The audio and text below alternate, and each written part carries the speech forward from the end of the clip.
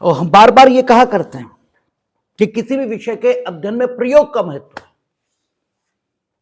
सैद्धांतिक जानकारी है, ये आपको कंप्लीट जानकारी नहीं देती है। जिसे लोगों से सुनकर आप ये जानते हैं कि दुनिया नश्वर है और यहां जो भी चीजें हैं ये आपके किसी भी उपयोग की नहीं, लेकिन ये सिर्फ सुनते हैं आप और जानते भी हैं, लेकिन इसके बाद भी नहीं जानते हैं। और अगर जानते होते तो जिन्होंने जान लिया उन्हीं के समान दुनिया या इसके सुखों में अपने सुख को नहीं ढूंढते। आप जानते हैं लेकिन नहीं जानते, और यही जानना अनुभव से आता है। इसी के लिए प्रयोग होते हैं, इसी के लिए प्रैक्टिकल है।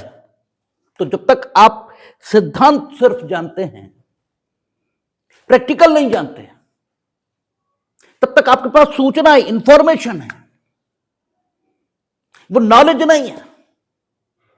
इंफॉर्मेशन नॉलेज में तब्दील तब होगी जब इंफॉर्मेशन को आप प्रयोग से गुजारेंगे और वो इंफॉर्मेशन सत्य साबित होगी। तब इंफॉर्मेशन क्या है? तथ्य है, फैक्ट है।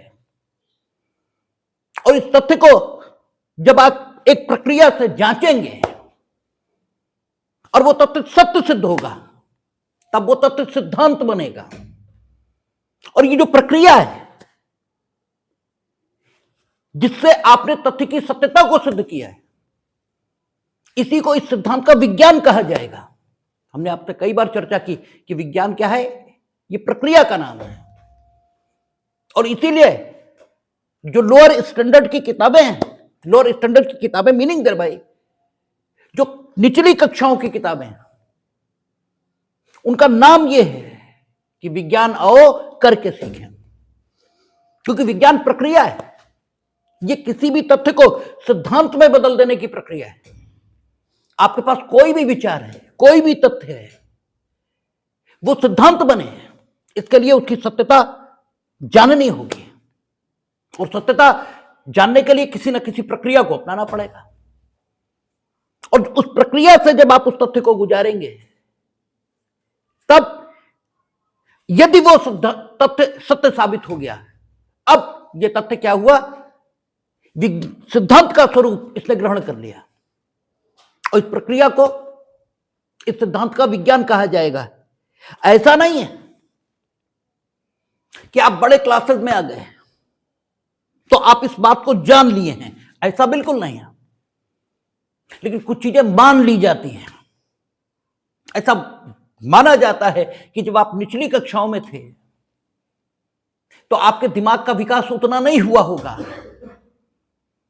इसलिए बताना पड़ा कि विज्ञान का अर्थ प्रक्रिया है, इसके अलावा कुछ भी नहीं है। प्रक्रिया काहे की? तथ्य की सत्यता को जानने की। और तथ्य की सत्यता जानी कैसे जाएगी? सर्वेक्षण, ठीक है, सुपरविजन, ऑब्जर्वेशन, विश्लेषण, यही टूल्स हैं। तो ऐसा माना गया कि निचली कक्षाओं में आपको ये बात पता नहीं होगी, इसलिए विज्ञान की किताब का नाम ये रखा गया।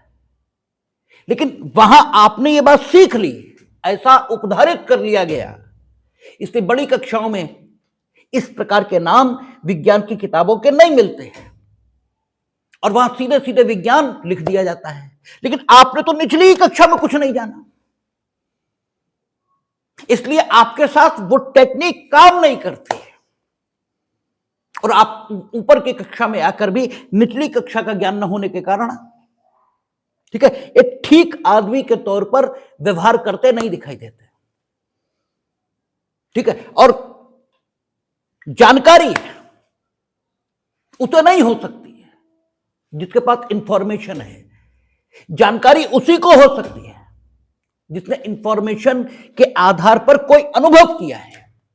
जिस दिन आपको पता लग जाएगा ये दुनिया नश्वर है, उस दिन आप बुद्ध और महावीर के ही रास्ते पर जाएंगे। उस दिन आपको कोई नहीं रोक सकता। मैं बुद्ध और महावीर को उनकी पत्नी, उनका नवजात बच्चा, ये नहीं रोक सका। भाई यही बताया जाता है यशोधरा को छोड़कर, और राहुल जो उनका पुत्र था, नवजात था, उसे छोड़कर चल दिया। तो जिस दिन यह पता लग गया कि वाकई दुनिया नश्वर है, तो उस दिन तो आपको कोई रोक ही नहीं पाएगा। अभी आपके पास सिर्फ सूचना है जो आपने लोगों से सुन रखा है, आपका कोई इस विषय पर अनुभव और प्रयोग नहीं है, और इसीलिए आप सिर्फ कहते हैं लेकिन जानते हैं ऐसा बिल्कुल नहीं है। और पढ़ा लिखा ये किसका, ठीक है, किसे पढ़ा लिखा कहें? जो जानता है, क्योंकि पढ़े लिखे की डेफिनेशन सिर्फ एक हो सकती है कि पढ़ा लिखा कौन? जो जानता है, और जानने की प्रक्रिया सिर्फ एक, अनुभव। इसके अलावा जानने की दूसरी प्रक्रिया बनी नहीं। और हमने आपसे चर्चा की थी कि जब एविडेंस एक्ट में यह बात आई थी कि अंगुली चिन्हों की अनन्यता, विदेशी विधि संबंधी प्रश्न, विशेषकर फॉरेन लॉ, इस पर यह सवाल उठा था कि विदेशी विधि क्या है। अगर किसी न्यायालय के समक्ष यह प्रश्न किसी मुकदमे में खड़ा हो जाता है कि इस प्रश्न पर विदेशी विधि क्या है, और खड़ा हो सकता है, क्यों सीपीसी में धारा 13 है, 14 है, जो विदेशी निर्णयों से संबंधित है, और विदेशी निर्णय का एग्जीक्यूशन यहां हो सकता है, विदेशी निर्णय यहां रेस जुडिकेटा के तौर पर लागू हो सकता है। कैसे होगा, क्या होगा, वो विषय अभी है नहीं, इसलिए बताएंगे नहीं, लेकिन हो सकता है यदि धारा 13 में वर्णित शर्तों को वो पूरा कर देता है।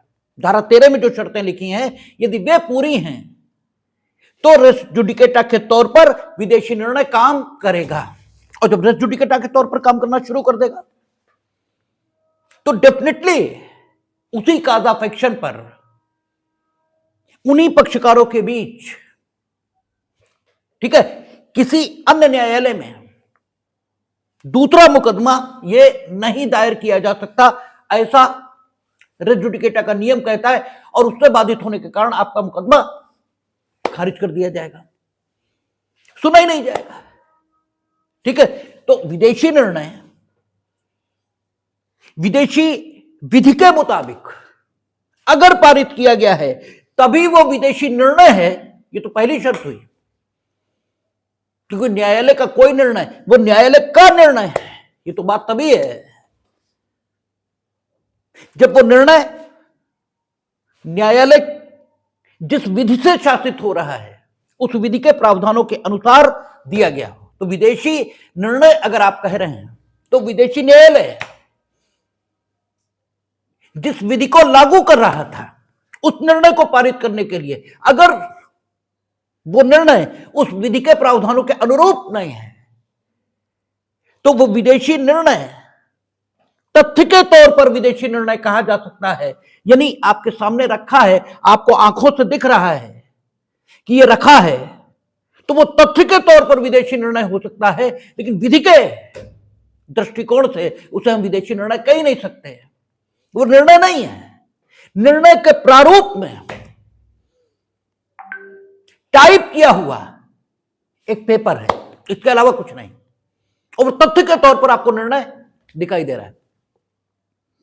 तो सवाल यह है कि अगर न्यायालय के सामने यह प्रश्न पैदा होता है कि यह निर्णय जिस विधि के अनुसार पारित किया गया है वो विधि आखिर क्या है, क्योंकि अगर न्यायालय के समक्ष यह स्थिति स्पष्ट नहीं हुई तो फिर विदेशी निर्णय है, यह विदेशी निर्णय के प्रारूप में रखा हुआ एक पेपर इस प्रश्न का निर्णय हो ही नहीं सकता। और जब इस प्रश्न का निर्णय नहीं हो सकता तो रेस जुडिकेटा लागू होगा या नहीं लागू होगा यह भी तय नहीं हो सकता। तो विदेशी विधि संबंधी प्रश्न जो न्यायालय के समक्ष उपस्थित हो सकते हैं, और ऐसे विषय जब न्यायालय के समक्ष आएंगे तो विशेषज्ञ साक्षी उसकी राय उसका साक्ष्य ग्राह्य हो जाएगा। और विशेषज्ञ साक्षी कौन बताएं? आपका सेक्शन 45 था, पहले एविडेंस एक्ट का। अब एक दो इधर हो गया, 43 हो गया होगा, 47 हो गया, एक दो सेक्शन इधर उधर हो गए होंगे, बाकी 45 पहले था। उसमें कहता है कि अगर विदेशी विधि, अंगुली चिन्हों की अनन्यता, किसी का हस्तलेख, ठीक है, विज्ञान और कला की बातें हैं, इनके संबंध में कोई प्रश्न पैदा होता है तो उन पर उन व्यक्तियों की राय का साक्ष्य ग्राह्य किया जाएगा जो उन विषयों में विशेषज्ञ की हैसियत रखते हैं। और विशेषज्ञ की हैसियत कौन रखता है? जो उस विषय में विशेष कुशल है। सिर्फ इतना ही कहता है, विशेष कुशल है, शायद सिर्फ इतना ही कहता है। और कुशल कौन है? यह प्रश्न पैदा हुआ क्योंकि आपकी दृष्टि बड़ी उथली है, आपकी दृष्टि ठीक नहीं है। आप अपनी दृष्टि से हमेशा जब देखते हैं चीजों को, तो आप किसी भी विषय का विशेषज्ञ उसे मान लेते हैं जिसने सूचनाएं उस विषय के संबंध में एकत्र कर रखी हैं। आप उसे उस विषय का विशेषज्ञ मानते हैं। लेकिन कोर्ट की दृष्टि थोड़ी गहरी होती है, कानून की दृष्टि थोड़ी गहरी है, और इसीलिए कानून को कई बार भगवान भी कहा जाता है। क्योंकि गोस्वामी जी ने लिखा है ना कि वो जो है हानि लाभ जीवन मरण, यश अपयश विधि हाथ, तो विधि तो कानून को कहते हैं ना, ठीक है ना। तो इसीलिए कानून को भगवान का दर्जा भी दिया, क्योंकि भगवान की दृष्टि भी गहरी है और कानून की दृष्टि भी गहरी है। आप जिन्हें पढ़ा लिखा मानते हैं, वे सिर्फ कुछ सूचनाओं को अपने में संग्रहित करने वाले लोग हैं, इससे ज्यादा कुछ नहीं। उन सूचनाओं में जिन तथ्यों और जिन भावों के बारे में सूचना दी गई है, उससे उनका कोई मतलब नहीं है। अगर उससे मतलब होगा तो उतना अहंकार, उतनी, ठीक है, जिसे किसी भी दृष्टि से कम सभ्यता तो नहीं कहा जा सकता, ऐसा व्यवहार उनका लोगों के प्रति नहीं होगा। अगर वाकई जो सूचनाएं उन्होंने पढ़ाई और लिखाई के माध्यम से, सो कॉल्ड पढ़ाई और लिखाई के माध्यम से एकत्र की हैं, उन सूचनाओं में जिन तथ्यों के, जिन भावों के बारे में, जिन विचारों के बारे में सूचना दी गई है, अगर वो भाव विचार वाकई उनके व्यक्तित्व में हैं, तो उनका व्यवहार वो नहीं दिख सकता जो उनका दिखता है। ये हो ही नहीं सकता, असंभव है, इम्पॉसिबल है, ठीक है। तो वो सिर्फ सूचित लोग हैं, ज्ञानी लोग नहीं हैं। इसका मतलब आपके दृष्टिकोण से जो पढ़े लिखे हैं, वे मेरे दृष्टिकोण से, या मेरे नहीं,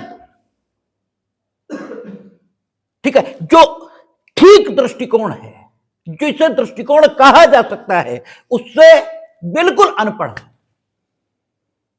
ठीक है। क्योंकि पढ़ाई लिखाई का संबंध डिग्रियों से नहीं है, पढ़ाई लिखाई का संबंध सूचनाओं के एकत्रीकरण से भी नहीं है। पढ़ाई लिखाई का संबंध सिर्फ अनुभव द्वारा संकलित जानकारी से है, ठीक है। अनुभव से जो जानकारी संकलित हो रही है, उसी को पढ़ाई लिखाई कहा जा सकता। इसीलिए आपके सारे विषयों के नाम बदल गए, सामाजिक विज्ञान, राजनीति विज्ञान, ठीक है, क्योंकि सारे विज्ञान बन गए। यह अनुभव किया गया कि किसी भी विषय की जानकारी अनुभव से प्राप्त की जा सकती है। कोई विषय ऐसा नहीं जिससे संबद्ध जानकारी आपको हो जाए बिना अनुभव के, तब उस विषय की सूचना मिल सकती है, उस विषय की जानकारी नहीं हो सकती। आपको सूचना मिल सकती है, जानकारी तो न्यूटन को थी, आपको तो सिर्फ सूचना है। और आपसे ज्यादा जानकारी उसे है जो न्यूटन के सिद्धांतों के आधार पर प्रयोग करके, ठीक है, कुछ हासिल कर रहा है, क्योंकि वो भी अनुभवजन्य जानकारी ठीक है, वो विश्वास कर रहा है न्यूटन के सिद्धांत पर, फिर प्रयोग कर रहा है। तुम सिर्फ कॉपी में लिख के नंबर पा रहे हो, तुम सिर्फ कॉपी में लिख के नंबर पा रहे हो, इसलिए न्यूटन का सिद्धांत तुम जानते नहीं हो, तुम सूचित हो न्यूटन के सिद्धांत से। आपके पास जानकारी नहीं है, आप पढ़े लिखे नहीं हैं, आप सिर्फ सूचनाओं को संग्रहित करने वाले आदमी हैं। पढ़े लिखे का तो अर्थ सिर्फ इतना हो सकता है जो जानता है, और जानने की प्रक्रिया अनुभव है। और यही आपका विशेषज्ञ साक्षी के संबंध में कहा है सुप्रीम कोर्ट ने। विशेषज्ञ कौन? कानून यह नहीं लिखता कि विशेषज्ञ के पास कोई पढ़ाई लिखाई, कोई डिग्री होनी चाहिए, नहीं लिखता है। वो कोई अंगुल चिन्हों की अनन्यता विषयक डिग्री धारित करता हो तभी वो अंगुल चिन्हों की अनन्यता इसे स्थापित कर सकता। ऐसा वो फिंगरप्रिंट एक्सपर्ट होने की कोई डिग्री उसके पास हो, ये जरूरी नहीं है। हस्तलेख विशेषज्ञ, इसकी कोई डिग्री उसके पास हो, ये जरूरी नहीं है। आप देखेंगे कोर्ट में यही एक शब्द लिखाया जाता है, परंपरा से लिखाया जाता है कि हमने उन्हें लिखते पढ़ते और हस्ताक्षर बनाते देखा है, इसलिए हम उनके लिखाई और हस्तलेख और हस्ताक्षर को पहचानते हैं। ठीक है, तो इसके लिए कोई पढ़ाई तो नहीं, ये तो ऑब्जर्वेशन है, और ऑब्जर्वेशन एक टूल है जो विज्ञान का भाग है, जो प्रक्रिया का भाग है। ठीक है, तो आपका सुप्रीम कोर्ट उसने जब डिसाइड किया कि विदेशी विधि का जानकार कौन, तो उन्होंने दो को सिर्फ स्वीकार किया कि विदेशी विधि के संबंध में राय देने का हक या तो एडवोकेट को है और या जज को है, बस, इसके अलावा किसी को नहीं। क्यों? ये दो ही हैं जो सूचना भी एकत्र करते हैं और प्रैक्टिकल भी करते हैं। उस सूचना को न्यायालय में लागू होते देखते हैं, यानी तथ्य को प्रक्रिया के माध्यम से सिद्धांत में बदलते देखते हैं। इसलिए उन्हें अनुभव है, उनका ज्ञान अनुभवजन्य है, और आपका ज्ञान सूचना पर आधारित है। सूचना सापेक्ष होती है। ठीक है, यह भी समझिए, सूचना सत्य हो जरूरी नहीं है, क्योंकि सूचना सापेक्ष है। सूचना देने वाला जितनी सूचना देगा उतनी ही तो लोगे, और अनुभव ये सापेक्ष नहीं है, ये निरपेक्ष है। अनुभव आपका है, उसे कोई दे नहीं रहा। इसलिए अनुभव से प्राप्त जानकारी ही सही जानकारी हो सकती है। सूचनाओं द्वारा संकलित या एकत्र जानकारी ये ठीक हो ही नहीं सकती, क्योंकि सूचना जिन परिस्थितियों में मिली, ठीक है, जिसने दी, जिस संदर्भ में दी, वो सब कुछ बदल जाता है। आप एक, जैसे हमारा विनय है, वो कोई बात बताएगा और हमें गुस्सा आना शुरू हो जाएगा। ठीक है, तो हम उससे कहते तुम हमें बताया मत करो। ठीक है, जैसे कहीं गया, मान लीजिए आपके पास गया और आपसे उसने कोई काम कहा, आप मान लीजिए व्यस्त हैं, आपने कहा ठीक है आधे घंटे बाद आ जाना। अब वो हमें कैसे बताएगा? सर हम तो उनके पास गए और जैसे हमने कहा कि उन्होंने कहा कि आधे घंटे बाद आना। अब ये भाव बदल गया, भाव बदल गया, अब गुस्सा आना शुरू हो जाएगा। तो हम उसकी कोई बात नहीं सुनते, क्योंकि हमें पता लग गया कि ये बोलता कैसे है। तो हमने करना ही नहीं, अब तुम जो है नहीं, कुछ नहीं बताओगे। ठीक है, इसीलिए कई बार कहा जाता है कि आप वही शब्द उच्चारित करिए जो उन्होंने कहे हो, और फिर भी बात नहीं आ पाती है, क्योंकि संदर्भ महत्वपूर्ण है। ठीक है, बोलने वाले का भाव महत्वपूर्ण है, और वो सब चीजें दिखती नहीं है। सूचना कभी पूर्ण नहीं हो सकती, सूचना से प्राप्त जानकारी कभी पूर्ण नहीं हो सकती। हमेशा अनुभव से जो ज्ञान प्राप्त होता है वही पूर्ण है और वही ठीक है। इसलिए आप देखते हैं बड़े बड़े पदों पर जितने लोग हैं, पढ़े लिखे तो सब हैं, लेकिन वो सिर्फ कहने भर को पढ़े लिखे हैं, वो कोई पढ़े लिखे नहीं है। उनके पास सिर्फ सूचनाएं हैं, और उन सूचनाओं में संकलित जो भाव और विचार है वो तो उन्हें छूकर नहीं गुजरा है, तो उन्हें छूकर भी नहीं गुजरा, इसलिए उन्हें तो आदमी कहना भी ठीक नहीं है। ठीक है, जानकारी सिर्फ अनुभव से आएगी। और इसीलिए एविडेंस एक्ट में क्या लिखा उन्होंने, 45वें विशेषज्ञ, उन्होंने कहा ही नहीं कि उस संबंधित विषय पर कोई डिग्री होनी चाहिए, डिग्री की जरूरत ही नहीं है। बस ये कहा कि संबंधित विषयों पर जो विशेष कुशल हैं, और विशेष कुशल कौन है इसकी व्याख्या चूंकि एक्ट में नहीं हुई, फिर इसकी व्याख्या करने का हक सुप्रीम कोर्ट को मिलता है, उच्च न्यायालय को मिलता है। तो सुप्रीम कोर्ट उसे डिफाइन कर रहा है और वो कहता है कि विदेशी विधि, अगर इससे संबंधित सवाल पैदा हुआ तो सिर्फ एडवोकेट, सिर्फ जज, क्योंकि विधि का ज्ञान, विदेशी विधि का ज्ञान, ये तो कोई लाइब्रेरी में कानून की किताब पढ़कर हासिल कर सकता है। लाइब्रेरी में पढ़ ली कानून की किताब, और जब आप लाइब्रेरी में पढ़ लेंगे कानून की किताब, तो हो सकता है कानून के सिद्धांतों की जानकारी आपको आ जाए। जानकारी आ जाए मीनिंग देर भाई कानून के सिद्धांतों की सूचना आपको मिल जाए क्योंकि जानकारी तो अनुभव से ही आएगी, और जब अनुभव से आएगी वो आप कर नहीं सकते क्योंकि उसके लिए बाध्यता है।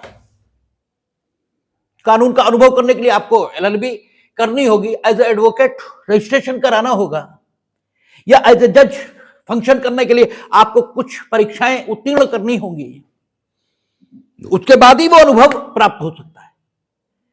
तो you may have the information about the principles, but you will have no knowledge, क्योंकि नॉलेज अनुभव का दूसरा नाम है। और शायद यही कारण है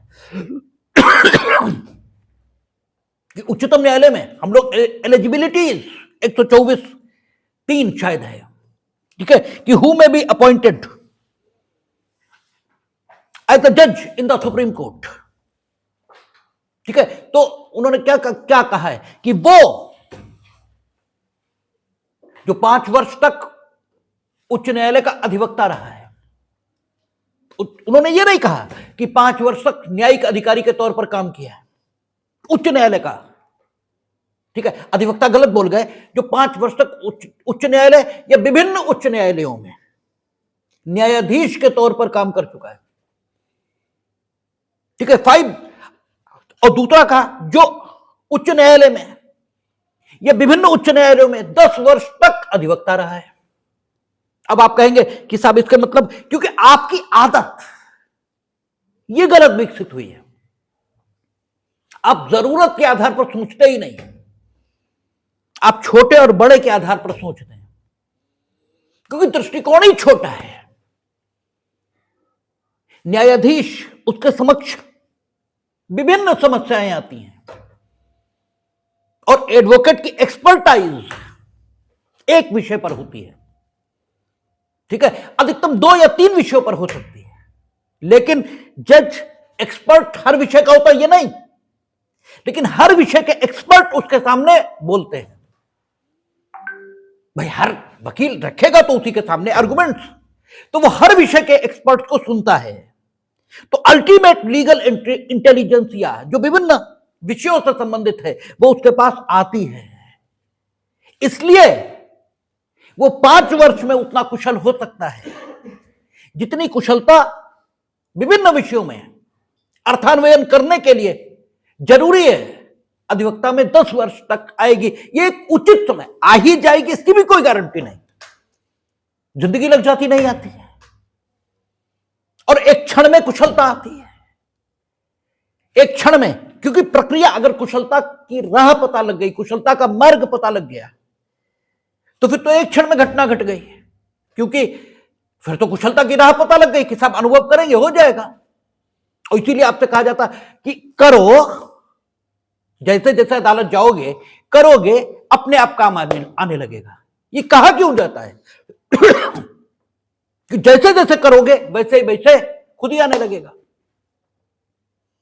तो यही कि एक जानने की प्रक्रिया पता लग गई, जानकारी की जो प्रोसेस है उसकी जानकारी हो गई कि जानकारी का प्रोसेस जानना है, अनुभव करना है, तब तो बात ही खत्म हो गई।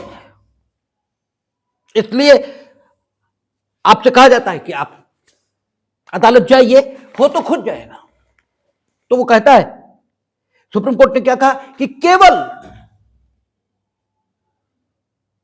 जो सुप्रीम कोर्ट कह रहे हैं भारत के संविधान में कि 5 वर्ष तक जो न्यायिक अधिकारी रहा है और 10 वर्ष तक जो विभिन्न उच्च न्यायालयों में अधिवक्ता के तौर पर काम कर चुका है, वो न्यायाधीश अपॉइंट हो सकेगा। अब मैन ऑफ एक्स्ट्रा टैलेंट होते हैं, जो एक्स्ट्रा ऑर्डिनरी लोग होते हैं, और एक्स्ट्रा ऑर्डिनरी लोगों के होने की संभावना को हम नकार नहीं सकते। तो भारत के संविधान में उस एक्स्ट्रा ऑर्डिनरी टैलेंट को ध्यान में रखकर यह बात लिखी गई कि जो एमिनेंट ज्यूरिस्ट है, किसकी? राष्ट्रपति की राय में। ठीक है, राष्ट्रपति की राय में एमिनेंट ज्यूरिस्ट है। ये क्यों नहीं कहा चीफ जस्टिस ऑफ इंडिया की राय में एमिनेंट ज्यूरिस्ट है? भाई सवाल ये भी तो पैदा होता है कि जो राष्ट्रपति की राय में एमिनेंट ज्यूरिस्ट है, ठीक है, उसे भी वहां अपॉइंट, क्योंकि राष्ट्रपति की राय इनफैक्ट मंत्रिमंडल की राय है, और मंत्रिमंडल अल्टीमेटली पब्लिक लीडर से मिलकर बनना है। मंत्रिमंडल के पास सुविधा है देश के कोने कोने में मौजूद व्यक्ति की सूचना प्राप्त करने की। भाई यहां भी विधायिका का कोई सदस्य तो है, और वो विधायिका का सदस्य डायरेक्ट कांटेक्ट में है प्राइम मिनिस्टर के। वो जिस क्षण चाहे प्राइम मिनिस्टर से मिल लेगा, क्योंकि वो विधायिका का सदस्य है। वो उन 545 लोगों में से एक है जिनके समर्थन पर स्वयं एग्जीक्यूटिव का अस्तित्व निर्भर है। और यहां कोई है तो अगर वो मैन ऑफ एक्स्ट्रा टैलेंट है तो उसकी जानकारी उसे आ ही जाएगी और वो वहां तक पहुंची जाएगी। लेकिन चीफ जस्टिस ऑफ इंडिया को यह पता होना थोड़ा कठिन है कि साहब फला गांव के लॉ कॉलेज में कोई है जो एमिनेंट ज्यूरिस्ट है, और लॉ कॉलेज में छोड़ो कोई आदमी है जिससे पढ़ पढ़ के फैराडे की तरह। भाई फैराडे हमने आपसे कई बार चर्चा की, ही वाज सिंपली एक बुक बाइंडर, वो किताबें जिल्द करने वाला आदमी था, और विद्युत चुंबकत्व का उसने सिद्धांत दिया। ठीक है ना? तो सवाल यह है कि जरूरी थोड़ा ही वो प्रोफेसर ही हो कानून का, कोई भी हो सकता है, उसकी सूचना वहां तक पहुंच सकती है। तो इस बात को स्वीकारा जरूर, लेकिन आज तक किसी एमिनेंट ज्यूरिस्ट को सुप्रीम कोर्ट में अपॉइंट नहीं किया, क्योंकि शायद अभी वो एमिनेंट ज्यूरिस्ट मिला ही नहीं जिसे कानून के सिद्धांतों की जानकारी भी हो और जिसने उन सिद्धांतों का प्रयोग भी किया। भाई बताते हैं, चंद्रगुप्त तो बच्चा था, चाणक्य तो गुजर रहे थे, चंद्रगुप्त बच्चों के साथ खेल रहा था और अब खुद राजा बना हुआ था।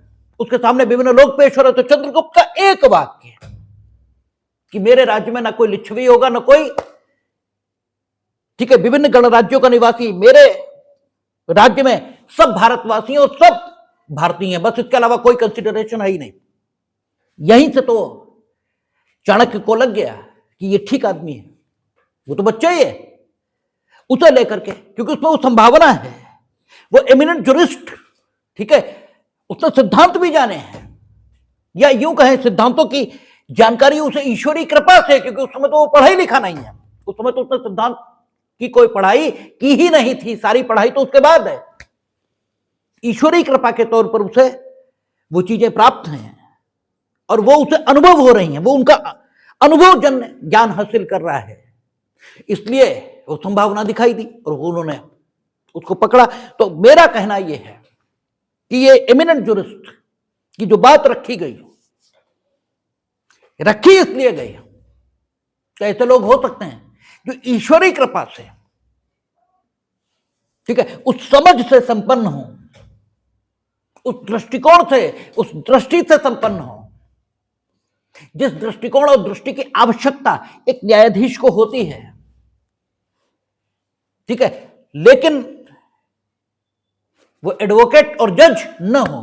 तो ऐसी प्रतिभा से सुप्रीम कोर्ट अछूता ना रह जाए, इसके लिए यह प्रावधान तो रखा कि एमिनेंट जुरिस्ट अगर है राष्ट्रपति की राय में तो उसे वहां अपॉइंट किया जा सकता है। लेकिन अब तक ऐसा ईश्वरीय कृपा से, क्योंकि ऐसी ईश्वरीय कृपा से संपन्न व्यक्ति युगों में पैदा होते हैं, ये रोज थोड़ी पैदा होते हैं भाई, रोज थोड़े पैदा होते हैं, क्योंकि ईश्वर सामान्यतः तो ईश्वर आपके कर्मों के आधार पर न्याय करेगा, ठीक है ना। और ईश्वर करेगा भी नहीं, ईश्वर तो कुछ भी नहीं करेगा, ईश्वर तो दयालु है, वो तो आप पर दया करेगा, ठीक है। और दया उसकी यही है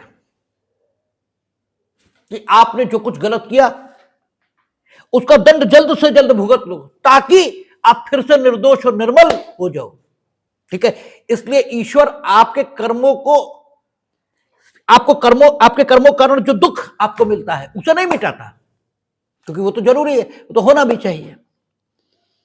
लेकिन उसकी दया यही है कि वो आपको दुख देकर आपको निर्मल बना रहा है। और यही प्रिंसिपल जो साधारण राज व्यवस्था हमारी स्थापित है, वहां भी यही प्रिंसिपल है कि राजा दंड देकर आप पर कृपा करता है, वो राजदंड का अधिकारी है और कृपा करता है ताकि आप फिर से निर्दोष हो जाए, उसी ढंग के हो जाए जैसा अपराध करने से पूर्व थे, ठीक है ना। थ्योरी तो यही है। तो ऐसे कृपा पात्र लोग युगों में पैदा होते हैं, इसे चंद्रगुप्त के बाद कोई पैदा हुआ ऐसी बात नहीं है, ठीक है, ऐसी बात नहीं है। कहने का तात्पर्य यह है कि पैदा नहीं होगा ऐसी कोई बात नहीं, पैदा हो भी सकता है, लेकिन उतनी आसानी से पैदा नहीं होगा। इसलिए जनरल अपॉइंटमेंट सुप्रीम कोर्ट में किसका होता है? जो भारत का नागरिक है, ठीक है। एलिजिबिलिटी कहां 124(3) में दी है, कहता कि दो हम लोगों ने पढ़ लिया था, 124(2) की बात खत्म हो गई थी।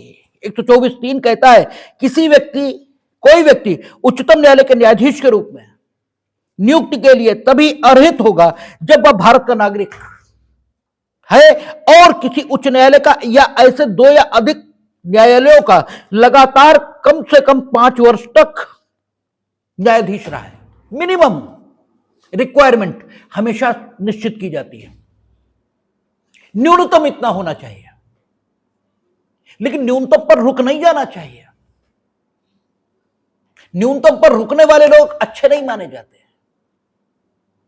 इसीलिए रूल ऑफ सीनियरिटी आता है कि मिनिमम 5 ईयर इतना तो होना ही चाहिए। एक मेजरमेंट हमने रखा कि आदमी उतना मैच्योर मेंटेलिटी का तभी हो पाएगा कि मिनिमम 5 ईयर वो रह ले, लेकिन मिनिमम 5 ईयर के बाद जितना ज्यादा हमें मिलेगा उतना अच्छा। इसलिए आपने देखा तो supreme court advocate on record association versus union of India, उसमें उन्होंने कहा था कि हाई कोर्ट से सुप्रीम कोर्ट प्रमोट करने के लिए एक ऑल इंडिया बेसिस पर हम वरिष्ठता सूची तैयार करेंगे, ठीक है। और जब ऑल इंडिया बेसिस पर जो वरिष्ठता सूची तैयार होगी, वो कैसे? उच्च न्यायालयों में जो न्यायाधीश होंगे उनमें जो वरिष्ठता क्रम होगा उसके आधार पर हम ऑल इंडिया की सूची तैयार करेंगे और उससे प्रमोशन देंगे। बस 2 एक्सेप्शन स्वीकार किए थे कि if a person is extra ordinary है, कोई एक्स्ट्रा टैलेंट का मालिक है, तो उसे रेफरेंस में ये कहा था, जब प्रेसिडेंशियल रेफरेंस गया था, कि उच्चतम न्यायालय में भेज देंगे।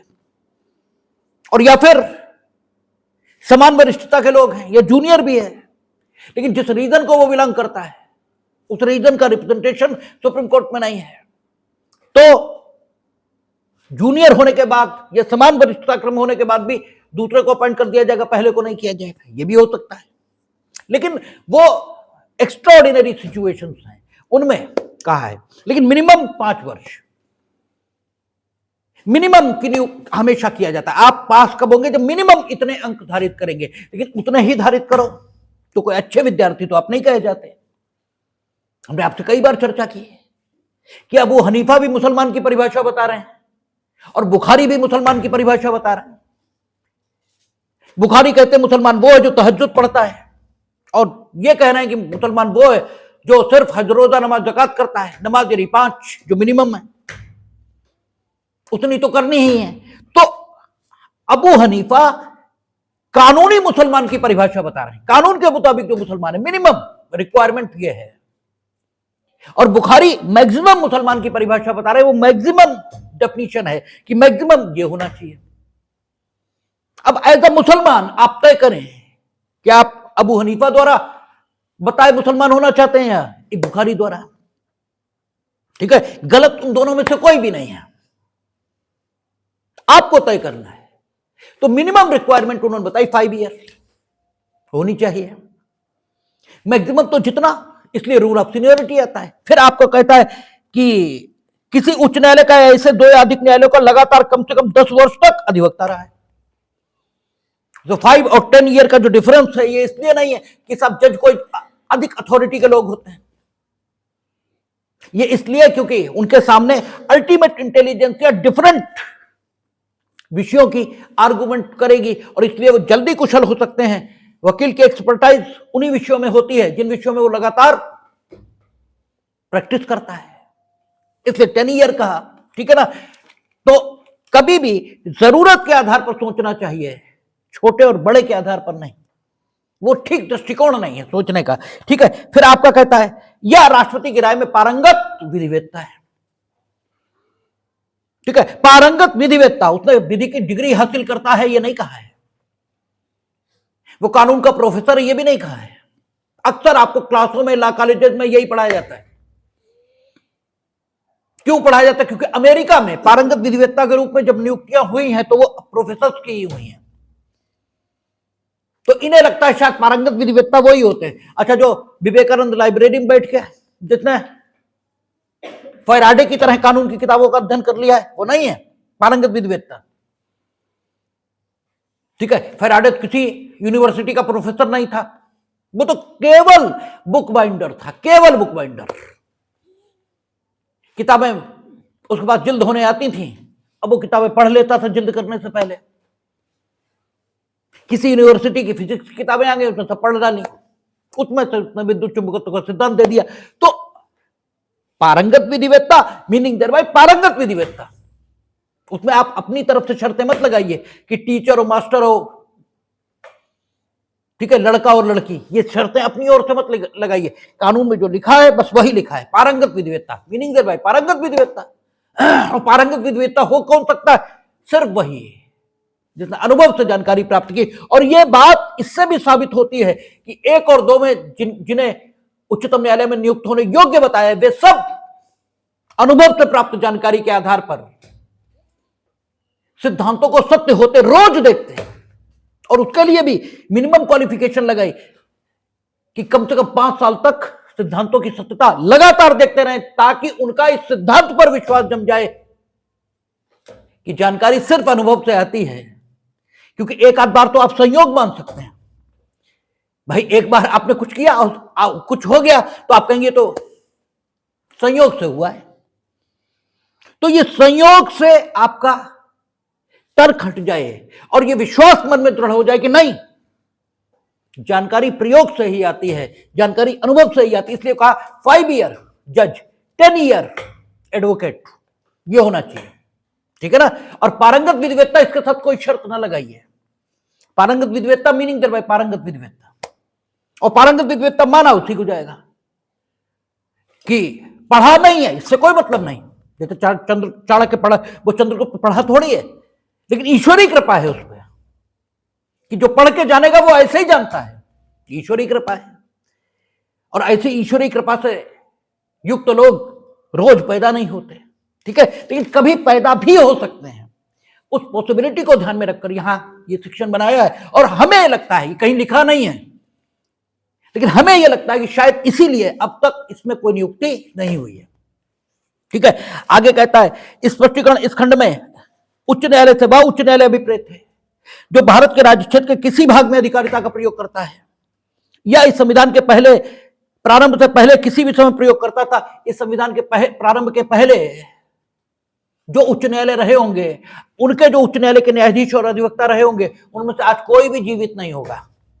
इसलिए इन लाइनों का तो सिर्फ अब एकेडमिक महत्व बचा है, शैक्षिक महत्व बचा है। वह तो सिर्फ इसी बात का है कि भारत के किसी भी उच्च न्यायालय में, तो भारत चूंकि संपूर्ण एक है, उसके किसी भी उच्च न्यायालय में जो रहेगा तो उसके संबंध में यह बात सत्य है। ठीक है, आगे कहता है इस खंड के प्रयोजन के लिए कि किसी व्यक्ति के अधिवक्ता रहने की अवधि की संगणना करने में वह अवधि भी सम्मिलित की जाएगी जिसके दौरान किसी व्यक्ति ने अधिवक्ता होने के पश्चात ऐसा न्यायिक पद धारण किया है जो जिला न्यायाधीश के पद से अवर नहीं है। ठीक है ना, यानी जैसे आप एचजेएस क्वालिफाई कर गए तो 7 साल तो आप रहे होंगे, ठीक है, और फिर 3 साल जिला न्यायाधीश के पद से अवर, ठीक है, तो 10 साल अधिवक्ता के तौर पे आपके हो गए, अगर अधिवक्ता के तौर पे माने। और न्यायाधीश के तौर पे माने तो जिला न्यायाधीश से अभी उच्च न्यायालय जाने में बहुत समय लगेगा, और अब आप अधिवक्ता तो दोबारा हो नहीं पाएंगे, ठीक है, उच्च न्यायालय जाने में ही फिर उच्च न्यायालय में 5 साल, तो ये आदमी तो कभी हो पाएगा, इसकी संभावना बहुत कम हो जाती है। इसलिए उन्होंने कह दिया कि इस खंड के प्रयोजन के लिए किसी व्यक्ति के अधिवक्ता होने की अवधि की संगणना करने में वह अवधि भी सम्मिलित की जाएगी जिसके दौरान किसी व्यक्ति ने अधिवक्ता होने के पश्चात ऐसा न्यायिक पद धारण किया है जो जिला न्यायाधीश के पद से अवर नहीं। यानी एचजेएस अगर आप हो गए, 7 साल आप अधिवक्ता रह के ही होंगे, 3 साल आप और रह लीजिए, 10 साल आपके अधिवक्ता के तौर पर पूरे हो गए, ठीक है ना। 7 साल आप उच्च न्यायालय के अधिवक्ता रहे, लेकिन क्योंकि 10 साल कहां चाहिए प्रैक्टिस, हाई कोर्ट, आपने 7 साल हाई कोर्ट के आप एडवोकेट रह लिए, फिर आपने एचजेएस क्वालिफाई कर लिया, 3 साल आप जिला न्यायाधीश के पद से अवर, ठीक है, पद नहीं था, और 3 साल आप जिला न्यायाधीश रह लिए। अब ये थोड़ा देखना पड़ेगा क्योंकि स्पष्ट नहीं है कि जिला न्यायाधीश मतलब जिला न्यायाधीश ही मानेंगे या अतिरिक्त जिला न्यायाधीश को भी जिला न्यायाधीश मानेंगे, क्योंकि दोनों अर्थान्वयन संभव है। अतिरिक्त भी जिला न्यायाधीश है किंतु वो अतिरिक्त है, और अगर लिटरल अर्थान्वयन करें शाब्दिक तो जिला न्यायाधीश का मतलब जिला न्यायाधीश है। यहां पर क्या स्थिति आएगी ये हम कंफर्म नहीं है, क्योंकि अब तक कोई मामला वहां तक गया नहीं और डिसाइड होकर नहीं आया। लेकिन 3 साल आप जिला न्यायाधीश से अवर पद पर, ऐसे पद पर जो जिला न्यायाधीश से अवर पद नहीं है, उस पर काम कर लेंगे तो 7 + 3 10 हो गए। Now you are eligible to appoint as a justice in the supreme court. तो ये आपका 124(3), 4 और 5 महत्वपूर्ण है। और आजकल वो शेखर यादव को हटाने की प्रक्रिया की बात कपिल सिब्बल आदि कर रहे हैं, इसलिए और महत्वपूर्ण है। इस पर हम लोग कल बात करेंगे, देखेंगे।